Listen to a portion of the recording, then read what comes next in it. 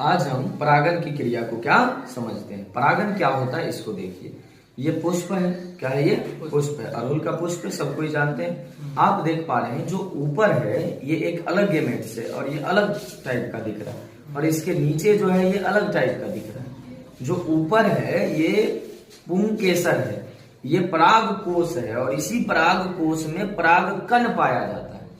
और यही परागकण पराग कोश से निकलकर ये जो दूसरा चीज दिख रहा है आपको वर्तिका, और ये वर्तिका में जो ये छोटा छोटा है इसका नाम है वर्तिकाग्र। और परागकण पराग कोश से निकलकर इसी पौधे के पुष्प के वर्तिकाग्र तक पहुंच जाता है। इस घटना को कहते हैं क्या, परागन।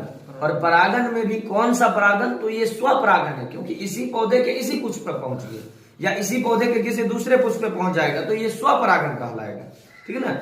तो स्वपरागन में आप देख पा रहे हैं कि ये पराग कोश है, इस पराग कोश से परागकण निकलेगा और ये परागकण इस पौधे के वर्तिका के वर्तिकाग्र तक पहुंचेगा। ठीक है ना। और इस घटना को हम क्या कहेंगे, परागन, स्वपरागन कहेंगे। एक इसी पौधे पर चला है। अब परागन से होगा क्या, परागन के बाद अंदर जो है इस जगह पर यहां बनता है बीजांड। ठीक है ना, अंडाशय, और ये अंडाशय में बनता है बीजांड। आप देख पा रहे हैं ये हरा भाग जो है ये इसका पुष्पासन है।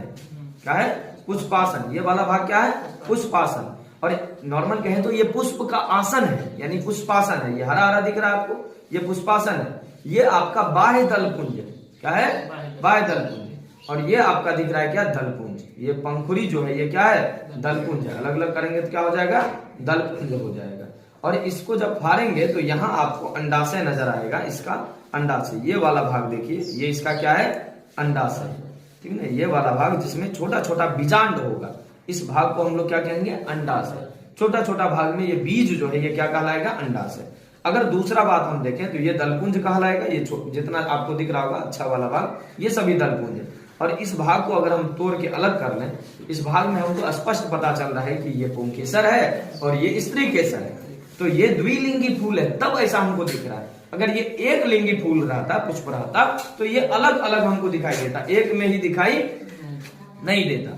ये ऊपर वाला भाग पुंकेसर, ये परागकोश है, और परागकोश से परागकण निकलकर इसी पौधे के वर्तिकाग्र तक पहुंचता है। तब इस घटना को हम क्या कहते हैं, स्वपरागन। और दूसरे पुष्प के वर्तिकाग्र पर, दूसरे जाति नहीं बल्कि एक ही जाति के दूसरे पुष्प के वर्तिकाग्र पर पहुंच गया, कोई दूसरा पौधा पे पहुंच गया, क्या कहलाएगा, परपरागन।